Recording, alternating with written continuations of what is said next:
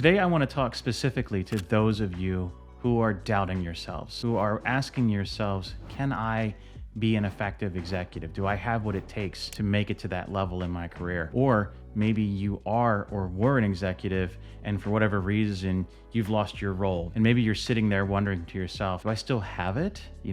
I'm not getting callbacks in my interview requests. I'm hitting apply on LinkedIn and nothing is happening. My name is Tom and I run the Executive Career Accelerator, where we help professionals become executives. If that's interesting to you, after you watch this video, check the description down below. You'll see a link on how you can talk with me directly and we can see if we would be a fit to help you work on your executive presence and grow your executive career. So with that, let's talk more about this. You might be doubting yourself right now. You may be asking yourself, am I somebody who is qualified to lead dozens or hundreds or thousands of employees? Are you qualified to make the decisions that a corporation needs you to make? If you're asking yourself that question, you're halfway there, because the people who wind up in those roles without having done the self-reflection are the ones who self-destruct and destroy everything around them. So if you're already reflecting on the question, am I worth this? Am I good enough for this? You're already a better person than half the people who get the damn role in the first place. The truth of the matter is that the best executives are the most authentic people you'll ever meet in the world. Authenticity matters, and you need to be authentically you. You have to be yourself. Lean into the best attributes and traits that you have, and that is what's going to make you be an effective executive. Trying to become something that you're not, trying to become a version of yourself that isn't comfortable to you, isn't going to get you where you want to go.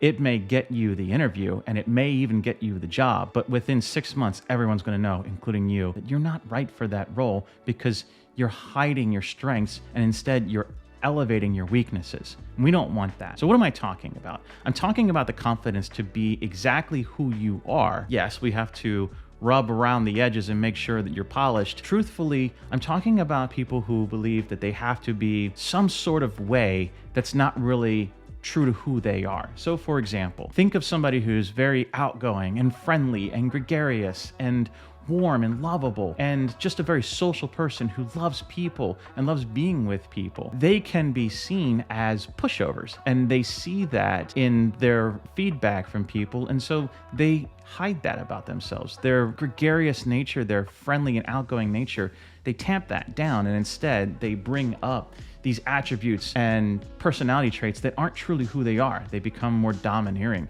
and they become more specific and fact-based and less about people and emotions. They are tamping down the very thing that makes them unique, and they're tamping down their strengths in order to elevate weaknesses to match a profile that somebody else thinks that they should have in order to be successful. It's important to take advice from people who are ahead of you on your journey, but the advice that you can never take is to be more like them. You have to be more like you. And that's what I want to get across in this video today. For you to actually take the next step in your career, you have to lean into what your strengths are. You have to lean into who you are as a person. Being aware of what makes you stand out is what ultimately will elevate you to the next level in your career. In my program, what we do is we help people to develop the confidence to be authentically themselves. If you are a super friendly person, be that. If you are a super unfriendly person, if you're somebody who's just very happy being walled off and segmented, heads down, not really talking to people a lot, you want to focus more on the data and the facts, there are executive roles for you as well. There are cultures that are right for you. Not every culture fits every person, and not every person fits every culture, and not every person fits every role. Being an executive is no different than finding a role that fits you at the individual contributor level or at the manager level. You can find an executive role that suits your strengths. If you try to become a version of yourself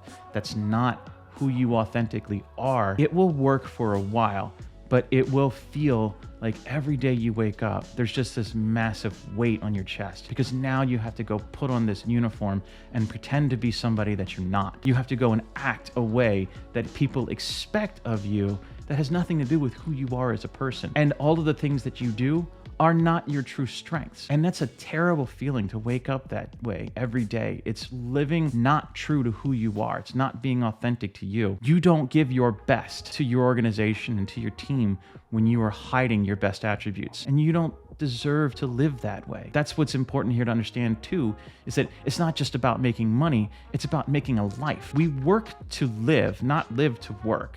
It's really important that we understand this. And when you do that, when you lean into who you are and what your strengths are, you find a culture that actually wants and needs those strengths, that personality. Oh my goodness, it's an amazing feeling when you can be authentically yourself and everybody wants you to lean into that even further, to being more of you. You can be the best version of yourself and not have to be arrogant or bitchy or an awful person just because that's the culture you're in. Maybe you're in the wrong culture, and maybe you're even in the wrong career or even in the wrong industry. And that's something else that we all have to do. We have to take a step back and think about, where do we actually want to be in our career? Just because we have 30 years invested or 20 years invested in a specific industry doesn't mean that that's where we should stay for the rest of our lives. Once you've got to this point in your life, this crossroads, this moment where you pop your head up and you look around and you realize, I don't like where I am, and I don't know where to go from here. You don't have to stay on the tracks that you're on. You can make a left turn, and you can do it in a way that you don't wreck your career or have to take, a 50% pay cut backwards in order to take a step in the right direction. There are ways to bridge from where you are to where you want to be. That's what we work on in my program. We help you find a direction in your career that helps you connect your purpose and the things that light you up, what you're looking for in culture. We connect all of that to where you are now and help you build a bridge towards a direction that actually makes sense to you. I will stand on a pillar every day and I will shout as loud as I possibly can that authenticity is the #1 trait that demonstrates whether a leader is effective or not. People who are not authentic are one of two things. They're either liars or they're cowards. And the problem with people who are not authentic is they are giving a version of you that's not true. They either think you want to hear that, or they think it's a version of themselves that will help get them promoted. One is selfish and one is shameful. And you don't want to be either one of those. You want to be someone who stands up and says, this is who I am. These are my morals. These are my beliefs. I believe in these things, and I want to be a part of an organization who aligns with those beliefs and those values. If you are in an organization that doesn't align with your values, you really need to consider how you're going to extract yourself from that, or you're going to spend the rest of your time there being miserable until they invariably let you go because you are giving out unconscious signs that you're miserable and then you hate it there and you're not aligned with their vision and their values. Be willing to stand up and be the version of yourself that you want to be, that when 20 years from now you look back and you say, I'm proud of what I did back then. You don't want to be 20 years in the future looking back and saying, I don't really feel good about what I did there. And I can tell you that somebody who's just gone through cancer and asked these questions of myself, was I a good person? Did I do well? I reflected on the parts where I was inauthentic, and those were the parts that I regret or feel the worst about in my career.